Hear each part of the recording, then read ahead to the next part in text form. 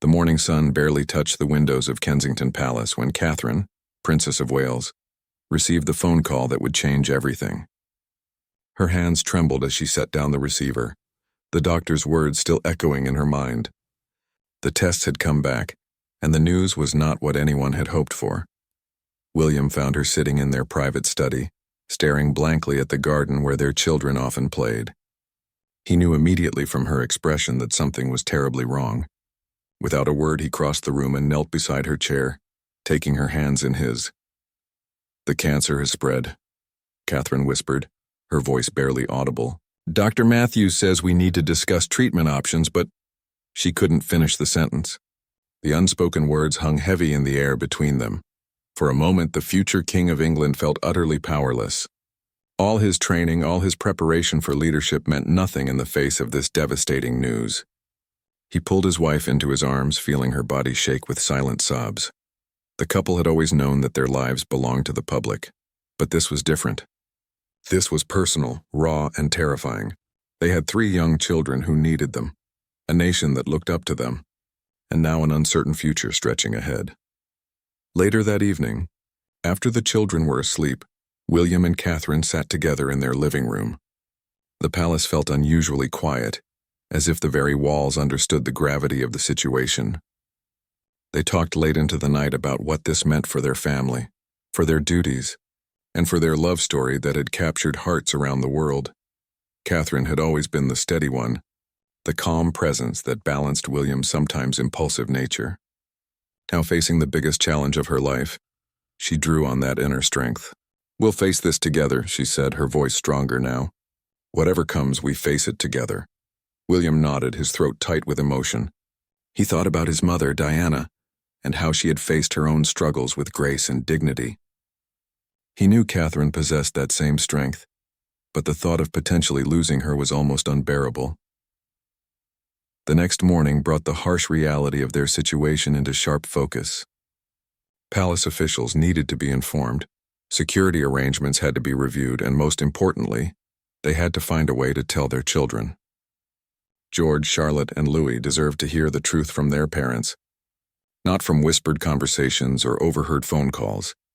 As they prepared for what would be one of the most difficult conversations of their lives, William and Catherine held each other close. They had weathered many storms together, from the intense scrutiny of their early relationship to the pressures of royal duty. But this was different. This was a battle they couldn't win through determination alone. The palace gardens, usually filled with the laughter of their children, seemed subdued that morning. Even the staff moved more quietly, sensing the change in atmosphere. Everyone who worked closely with the royal family could see that something significant was happening, though the details remained carefully guarded. In the days that followed the diagnosis, Catherine threw herself into research, wanting to understand every aspect of her condition. She read medical journals, spoke with specialists, and explored treatment options. William admired her methodical approach, even as his own emotions swung between hope and despair. Their private secretary, Simon Case, had been with the family long enough to recognize the signs of a major crisis. When William asked for a private meeting, Simon knew he was about to receive news that would test all of his professional skills and personal loyalty. "We're going to need to manage this very carefully," William explained, his voice steady despite the turmoil inside. "The children come first always, but we also have responsibilities to the people who look up to us. They deserve to know the truth, but in the right way at the right time." Catherine nodded in agreement. She had already begun thinking about how to use her platform to help others facing similar battles. Even in her darkest moment, her instinct was to serve others, to turn her pain into purpose. The weight of their decision to eventually go public pressed heavily on both of them. They knew that once the news broke, their lives would change forever. The media attention would be intense, the public sympathy overwhelming, and their privacy even more precious than before. But for now, in these quiet moments before the storm, they held each other and their secret close. The woman who had captured a prince's heart and a nation's love was about to face the fight of her life, and she wouldn't face it alone. The conversation with their children took place on a Sunday afternoon in the garden at Adelaide Cottage. William and Catherine had chosen the informal setting carefully, wanting their children to feel safe and comfortable when they heard the news that would shake their young world. George, at 10 years old, sensed immediately that something serious was happening. Charlotte, 8, sat close to her mother, while 5-year-old Louis played with his toy cars on the grass, blissfully unaware of the gravity of the moment. "Mummy needs to tell you something important," Catherine began, her voice gentle but clear. She had practiced these words countless times, but saying them to her children felt like the hardest thing she had ever done. William reached for her hand, giving her the strength to continue. "I'm going to be sick for a while, and I'll need special medicine to help me get better. The doctors are going to take very good care of me, and Daddy will be with me every step of the way." George's face crumpled with worry. "Are you going to die like great-grandmama?" he asked, referring to Queen Elizabeth II's passing 2 years earlier. The innocent question hit both parents like a physical blow. Catherine pulled her eldest son close. "I'm going to fight very hard to stay with you, my darling. The doctors have caught this early, and there are many good treatments available. But yes, I will be sick for a while, and things might be different for our family." Charlotte, always perceptive, asked if this was why there had been so many serious phone calls lately, and why Mummy and Daddy had been whispering a lot. William confirmed that yes, they had been talking to doctors and making plans to help Mummy get better. Little Louis, finally understanding that something was wrong, abandoned his cars and climbed into his mother's lap. "Will you still read me stories?" he asked, his bottom lip trembling. "Of course I will," Catherine promised, kissing the top of his head. "I might be more tired some days, but I will always have time for stories with you." The family spent the rest of the afternoon together, the children asking questions and their parents answering as honestly as they could without frightening them further. They talked about how their routine might change, how Grandpa Charles and other family members would help, and how important it was to stay positive and support each other. That evening, after the children were in bed, William and Catherine began the difficult process of informing their extended family. King Charles, who had faced his own cancer diagnosis the year before, was devastated by the news but immediately offered his full support. "You have the best doctors in the world," he told his daughter-in-law during their emotional phone call, "and you have the strength of your grandmother-in-law, the late Queen. She faced every challenge with grace, and I see that same quality in you." Prince Harry, despite the ongoing tensions within the family, was among the first to reach out when he heard the news through official channels. The brothers' complicated relationship was set aside as Harry expressed his love and support for Catherine, and offered to help in any way he could. The Princess Royal, Anne, proved to be an unexpected source of comfort. Known for her no-nonsense approach, she visited Kensington Palace and spoke frankly with Catherine about the challenges ahead. "You're stronger than you know," Anne said simply. "And the people love you. That love will carry you through this." Meanwhile, the palace's most trusted staff began preparing for what would be one of the most sensitive announcements in recent royal history. The communications team, led by seasoned professionals who had handled everything from royal weddings to national tragedies, knew they were facing their greatest challenge yet. Every word of the eventual public statement would be scrutinized, every image analyzed, every appearance dissected. They needed to balance transparency with privacy, hope with realism, and public duty with personal dignity. Catherine insisted on being involved in crafting the message herself. She wanted her own voice to come through, her own strength and determination to be evident. This wasn't just about managing a crisis. It was about sharing a deeply personal journey with millions of people who had supported her throughout her years in the public eye. William watched his wife work on draft after draft of the statement, marveling at her composure and her consideration for others even in her darkest hour. She worried about how the news would affect elderly supporters who remembered his mother's struggles, about young people who looked up to her as a role model, about the impact on various charities and causes she championed. "You don't have to carry the weight of everyone else's emotions," William reminded her one evening as she struggled with the wording. "Your job right now is to get better." "But they're part of our extended family," Catherine replied.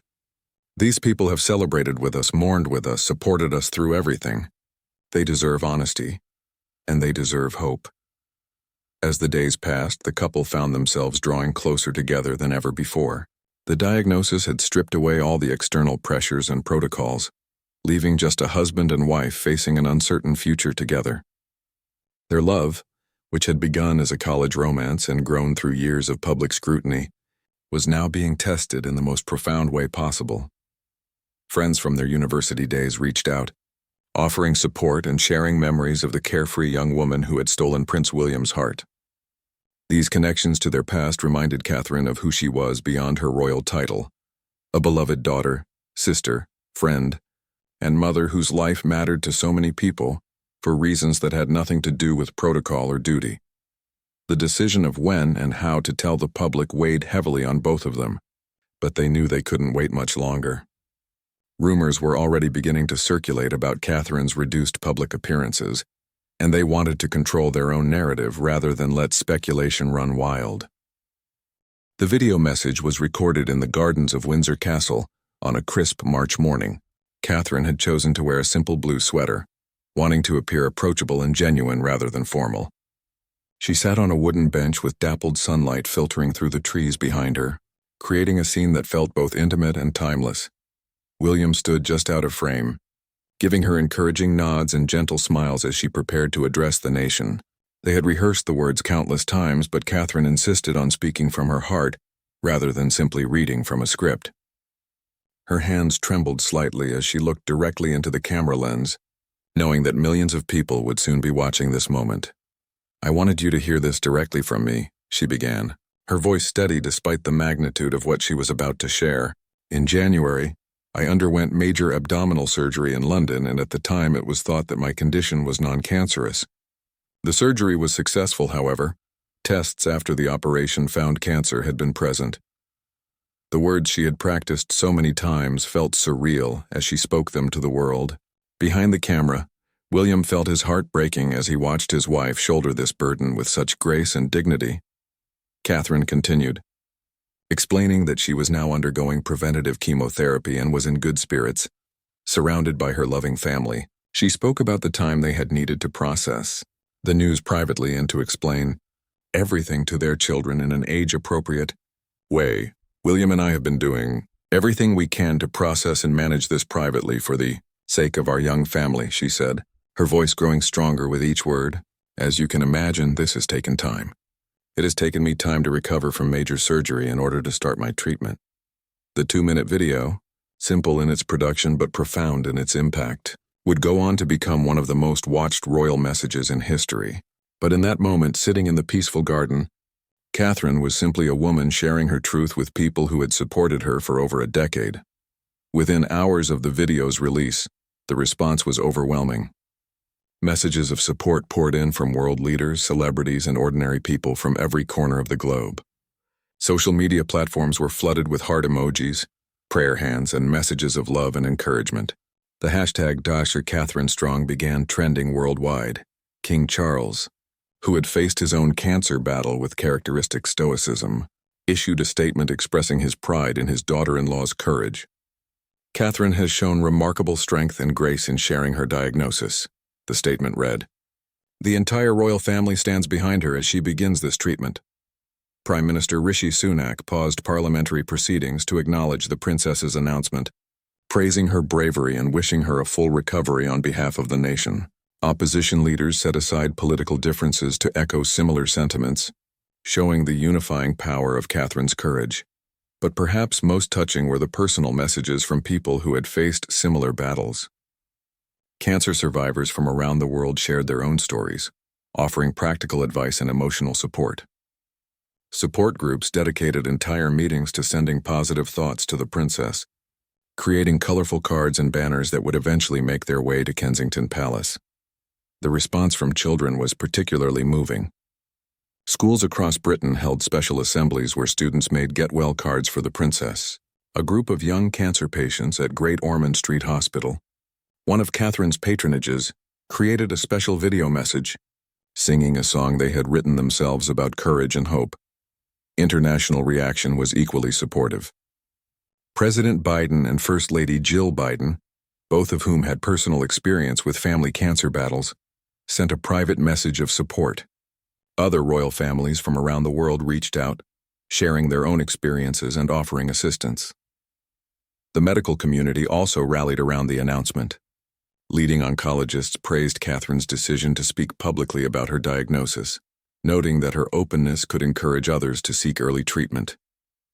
Cancer research charities reported significant increases in donations and inquiries about screening programs in the days following her announcement. Media coverage, while intense, was notably respectful. Major news organizations, remembering the lessons learned from the treatment of Princess Diana, approached the story with sensitivity and dignity. Editors issued guidelines to their staff about respecting the family's privacy while acknowledging the legitimate public interest in the story. Photography agencies made a rare joint decision to limit paparazzi pursuit of the family, recognizing that this was a time for compassion rather than aggressive journalism. The Press Complaints Commission issued reminders about ethical guidelines regarding reporting on health issues in children. Social media platforms took unprecedented steps to combat misinformation and conspiracy theories about Catherine's condition. False claims were quickly identified and removed, while verified information from official sources was prominently featured. The announcement also sparked important conversations about cancer awareness and women's health. Medical professionals appeared on television programs to discuss the importance of early detection and regular screening. Survivors shared their stories more openly, inspired by Catherine's courage to speak her truth. Within the royal household, staff members were deeply moved by the public response. Many had worked with Catherine for years and had seen firsthand her dedication to her causes and her genuine care for others. Now, watching the world rally around her in her time of need felt like a validation of everything they had observed about her character. William, who had been Catherine's constant source of strength throughout the ordeal, found himself overwhelmed by the outpouring of support. He had always known that people loved his wife, but seeing the global response to her vulnerability was both humbling and inspiring. The children, shielded as much as possible from the media attention, were nevertheless touched by the kindness of people they encountered. George's teachers at Lambrook School gently explained why there were so many camera crews near the school, and Charlotte and Louis were surprised by the extra kind treatment they received from everyone around them. As the initial shock of the announcement settled, Catherine began to understand the true impact of her decision to go public. She had not only shared her personal struggle, but had also created a moment of unity and compassion that transcended borders, politics, and social divisions. The treatment began on a quiet Tuesday morning at a private hospital in London. Catherine had insisted on maintaining as much normalcy as possible, so William drove her to the appointment himself, rather than using the official royal convoy. They listened to their favorite playlist during the journey, trying to keep the mood light despite the gravity of what lay ahead. The oncology team, led by Professor Sarah Johnson, had been carefully selected not just for their medical expertise, but also for their experience in treating high-profile patients with sensitivity and discretion. Catherine appreciated their straightforward approach and their willingness to explain every aspect of her treatment in terms she could understand. "The good news is that we caught this early," Professor Johnson explained during their first consultation. "Your prognosis is excellent, and while the treatment will be challenging, we have every reason to be optimistic about a full recovery." William asked the practical questions that Catherine was too overwhelmed to voice.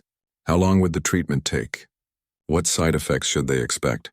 How would this impact her daily life and her ability to care for their children? The answers painted a picture of the months ahead. Catherine would undergo chemotherapy every 3 weeks for 6 cycles. She would likely experience fatigue, nausea, and other side effects that would require careful management. Most difficult of all for someone so accustomed to an active public life, she would need to limit her exposure to crowds and public events due to her compromised immune system. After the first treatment session, Catherine felt surprisingly well. The anti-nausea medication had worked effectively, and she was able to enjoy dinner with her family that evening. The children, who had been anxious all day despite their parents' reassurances, visibly relaxed when they saw their mother laughing at Louis's silly jokes. But by the 3rd day, the reality of chemotherapy hit hard. Catherine woke feeling exhausted and nauseous, struggling to keep down even small sips of water. William canceled all his engagements to stay by her side, helping her through the worst of the side effects while trying to maintain a sense of normalcy for the children. The palace had prepared carefully for this phase, with a reduced staff schedule that prioritized Catherine's privacy and comfort. Her personal assistant, Natasha Archer, proved invaluable during these difficult days, anticipating her needs and managing the countless practical details that arose. Letters and gifts from well-wishers around the world arrived by the thousands. The palace staff, working in shifts, opened each one carefully, creating special collections of the most meaningful messages. Children's drawings were particularly treasured, many featuring rainbows and hearts with messages like, "Get well soon, princess," in crayon. One letter stood out among the thousands. It came from Margaret Thompson, an 89-year-old grandmother from Yorkshire who had survived breast cancer twice. "Your Majesty," she wrote in careful handwriting, "I want you to know that on the days when you feel you can't go on, there are millions of us sending you our strength. You don't have to carry this burden alone." Catherine kept this letter on her bedside table throughout her treatment, drawing comfort from its words during the darkest moments. She began to understand that her battle had become something larger than her personal struggle. It had become a symbol of hope for countless others facing similar challenges. The support from other members of the royal family was constant and practical. Princess Anne visited regularly, bringing books and magazines but never staying too long. She understood the balance between showing support and respecting Catherine's need for rest. King Charles, drawing on his own recent experience with cancer treatment, offered both emotional support and practical advice about managing the side effects. Perhaps most surprising was the support that came from unexpected quarters.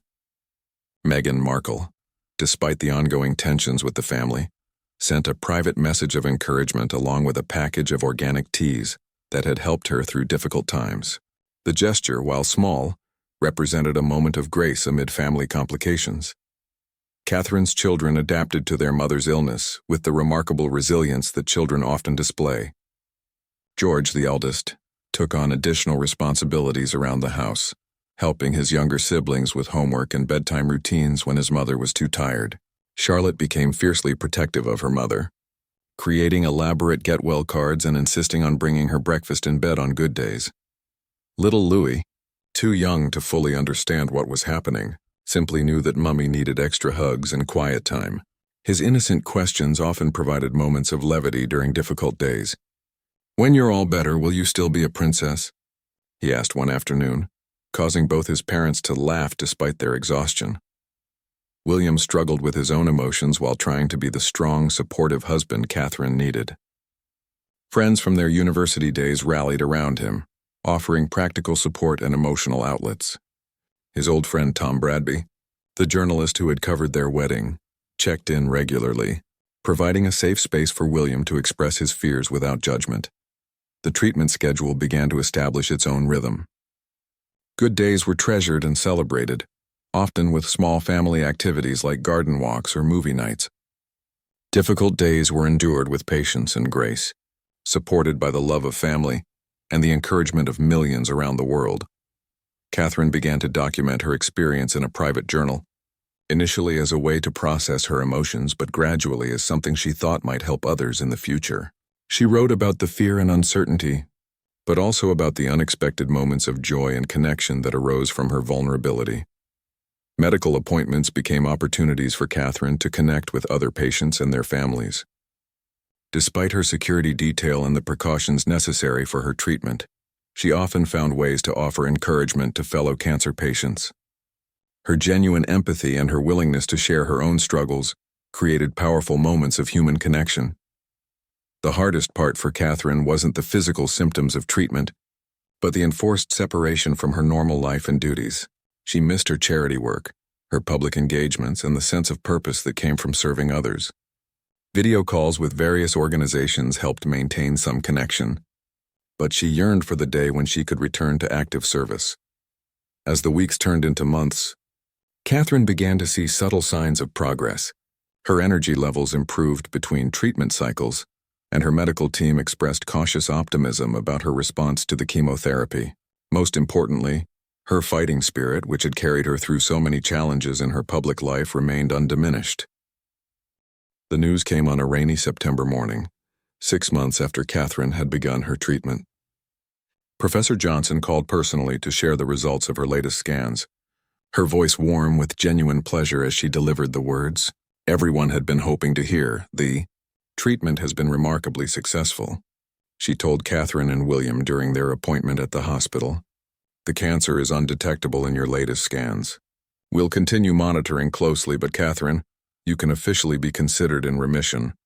Catherine felt her knees go weak with relief. William, who had remained stoic throughout months of uncertainty, finally allowed himself to break down, tears streaming down his face as he held his wife close. They had prepared themselves for various outcomes, but hearing those words felt almost surreal after months of living with uncertainty. The drive home from the hospital was filled with an almost giddy sense of liberation.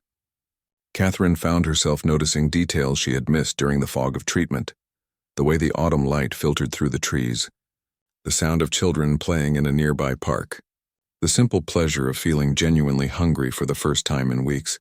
That evening, they called their children into the living room for another family meeting. This time the news was everything they had hoped for. George's face lit up with understanding as his mother explained that the medicine had worked and she was getting better. Charlotte clapped her hands with joy while Louis simply said, "Does this mean no more sad faces?" The celebration was quiet but deeply meaningful. Catherine's parents, Michael and Carol Middleton, joined them for dinner, and for the first time in months, the conversation flowed naturally without the underlying current of worry that had colored every interaction since the diagnosis. Planning Catherine's return to public life required delicate consideration. The Palace communications team had been working for weeks on various scenarios, understanding that her first public appearance since the announcement would be one of the most scrutinized events in recent royal history. Catherine herself felt nervous about facing the public again. Months of treatment had changed her, both physically and emotionally. Her hair, though growing back, was shorter and darker than before. More importantly, the experience had deepened her understanding of vulnerability and resilience in ways that she knew would influence her approach to her royal duties. "I'm not the same person who received that diagnosis 6 months ago," she confided to William one evening as they walked through the gardens at Kensington Palace. "This experience has changed me, and I think that needs to be part of how I move forward." William nodded, understanding exactly what she meant. He had watched his wife transform her pain into purpose throughout the treatment, using her platform to advocate for cancer research and support other patients even during her darkest moments. Her first major interview after the diagnosis had raised millions for cancer charities and sparked important conversations about early detection. The decision was made to announce Catherine's remission through another personal video message, filmed in the same garden where she had shared her diagnosis. This time her message was one of gratitude and hope, thanking the medical team, the public for their support, and sharing her excitement about returning to the work she loved. "This experience has reminded me of how precious life is and how important it is to cherish the people we love," she said in the video. "I am deeply grateful for the incredible care I received, but mostly I am grateful for the love and support that carried me through the darkest days." The response to the remission announcement was even more overwhelming than the initial diagnosis had been. Street parties broke out spontaneously across Britain, church bells rang in celebration, and social media platforms were flooded with messages of joy and congratulation. The hashtag Welcome Back Catherine trended worldwide within hours of the announcement. International leaders again sent messages of congratulation, but perhaps more meaningful were the personal notes from fellow cancer survivors who felt that Catherine's journey had helped them through their own battles. Support groups held celebration meetings, children's hospitals organized special parties, and cancer research centers reported record donations. Catherine's first public appearance after her announcement was carefully chosen. Rather than a formal royal engagement, she decided to visit the cancer unit at the hospital where she had received treatment. She wanted to thank the staff personally and to meet with current patients who were fighting battles similar to the one she had just won. The visit was deeply emotional.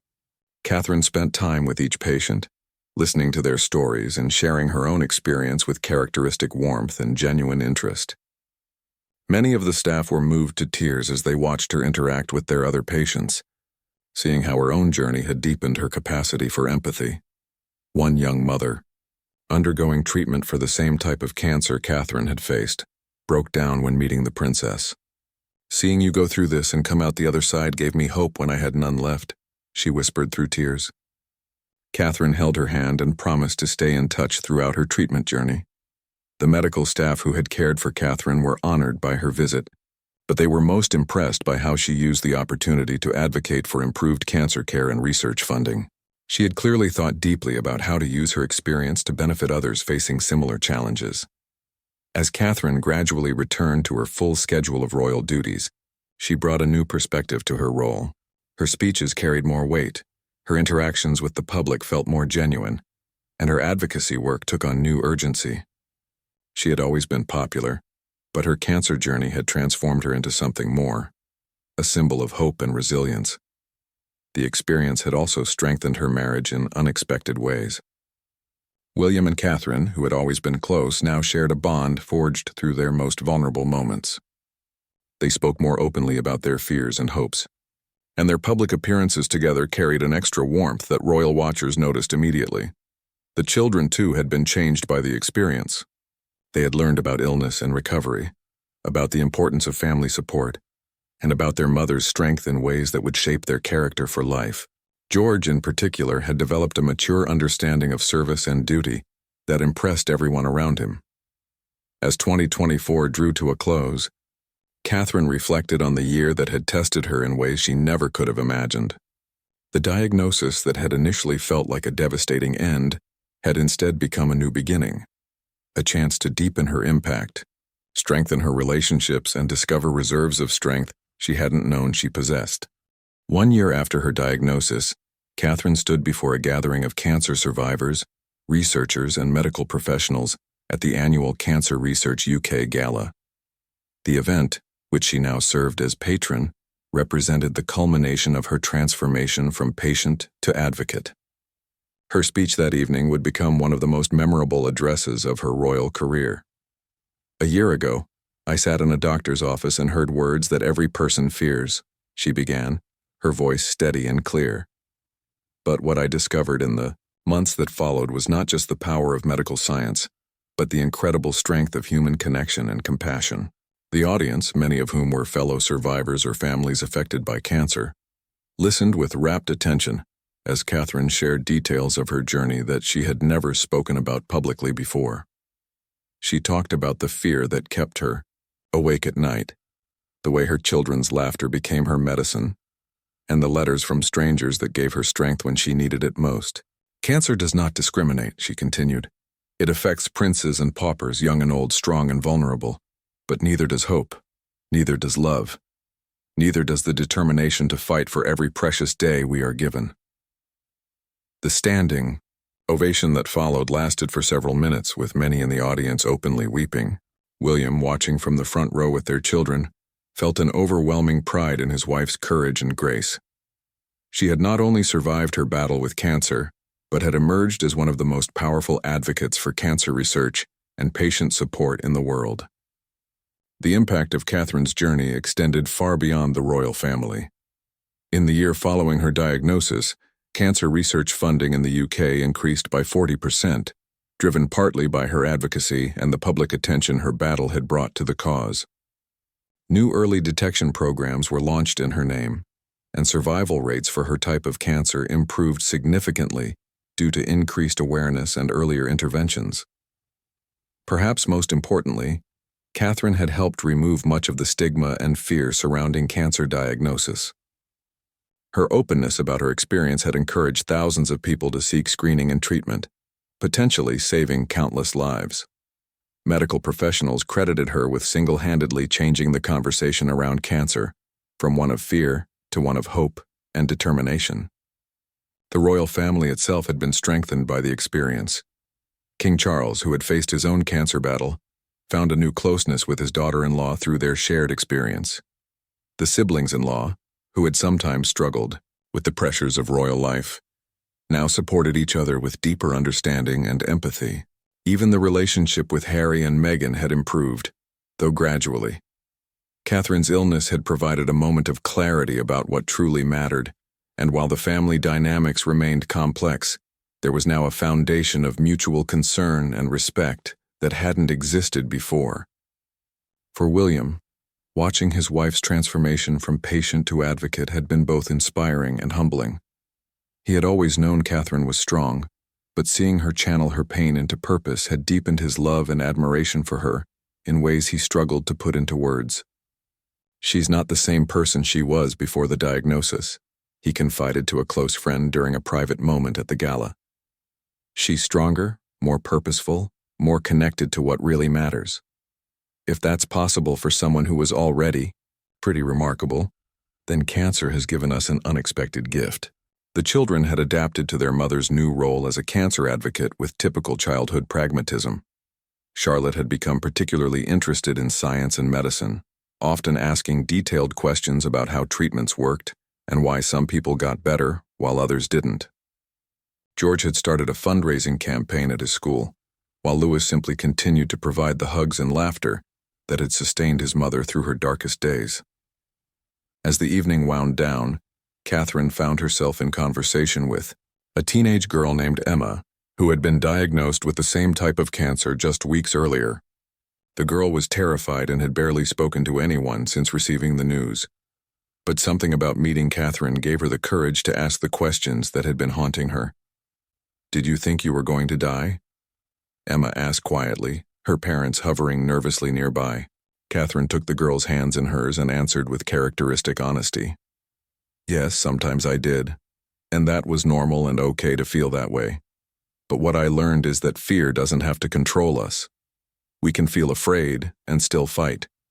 We can feel uncertain and still hope."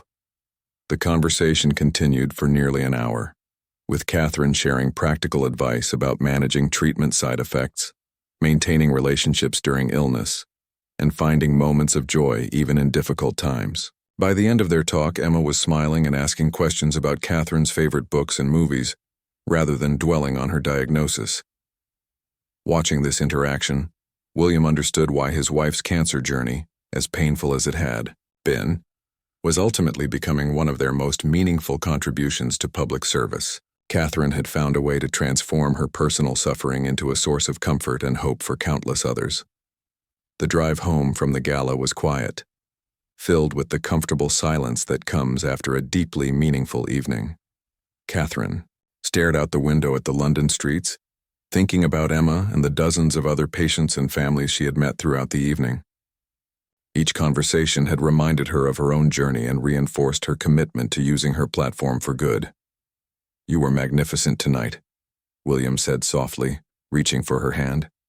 "Mum would have been so proud of how you've handled all of this." Catherine squeezed his hand, thinking about Diana and the legacy of compassion she had left behind. In many ways, Catherine's cancer journey had connected her more deeply to her late mother-in-law's memory. Diana had used her own struggles to help others, turning personal pain into public service in ways that had inspired millions. Back at Kensington Palace, they found their children still awake despite the late hour, having convinced their nanny to let them wait up for their parents' return. The family gathered in the living room, still dressed in their formal clothes, as Catherine shared stories from the evening that were appropriate for young ears. "A girl named Emma reminded me so much of Charlotte," Catherine told them. "She was brave and smart and asked really good questions. I gave her our email address so she can write to us during her treatment." This had become a regular part of Catherine's work, maintaining personal connections with the patients and families she met. Her private secretary now managed a substantial correspondence with cancer patients around the world, each letter personally read, and many personally answered by Catherine herself. As the months continued to pass, Catherine's role as a cancer advocate evolved and deepened. She worked with researchers to fund new treatment options, collaborated with hospitals to improve patient experience, and used her global platform to raise awareness about the importance of early detection and regular screening. The annual report from Cancer Research UK showed remarkable progress in multiple areas directly linked to Catherine's advocacy. Survival rates had improved, research funding had increased, and perhaps most importantly, the number of people seeking early screening had risen dramatically. Her openness about her own experience had literally saved lives. 2 years after her diagnosis, Catherine received a letter that would stay with her forever. It was from Margaret Thompson, the Yorkshire grandmother who had written to her during treatment. Now 91, Margaret wrote to share that her granddaughter had been diagnosed with the same cancer that had affected Catherine. But because of your courage in speaking out, Margaret wrote. Sarah went for screening as soon as she felt something wasn't right. They caught it even earlier than yours was caught, and the doctors say her prognosis is excellent. You didn't just save your own life, Your Royal Highness. You saved my granddaughter's life too. Catherine cried when she read those words, understanding, for the first time, the full impact of her decision to share her story publicly. She had transformed her most vulnerable moment into a source of strength for countless others, creating a ripple effect of hope and healing that would continue long after her own recovery. The experience had also changed how she approached her broader royal duties. Her speeches carried new weight and authenticity. Her charitable work had deeper focus and purpose, and her interactions with the public were infused with a genuine understanding of human fragility and resilience. William often marveled at how the worst year of their lives had ultimately become one of the most meaningful. Catherine's cancer diagnosis had tested their family in ways they never could have imagined, but it had also revealed depths of love, strength, and purpose that had enriched every aspect of their lives. On quiet evenings at home, when the children were asleep and the palace was still, Catherine would sometimes sit in the garden where she had filmed both of her video messages to the nation. She would think about the scared woman who had sat on that bench 2 years earlier, uncertain about her future and struggling to find the words to share her fear with the world. That woman seemed like a stranger now. The Catherine who sat in the garden today was stronger, wiser, and more purposeful than she had ever been. She had learned that vulnerability could be a source of strength, that fear could coexist with courage, and that love really could conquer even the darkest of circumstances. As she looked toward the future, Catherine knew that her cancer journey would always be part of her story, but it would no longer define her with fear. Instead, it had become the foundation for a new chapter of service, advocacy, and hope that would benefit countless others facing their own battles with the disease. The woman who had once been simply a beloved princess had become something more, a symbol of resilience, a voice for the voiceless, and a reminder that even in our darkest moments, love and hope can light the way forward. Her emotional goodbye to fear had indeed united a nation in grief, but more importantly, it had united the world in hope for a better, more compassionate future.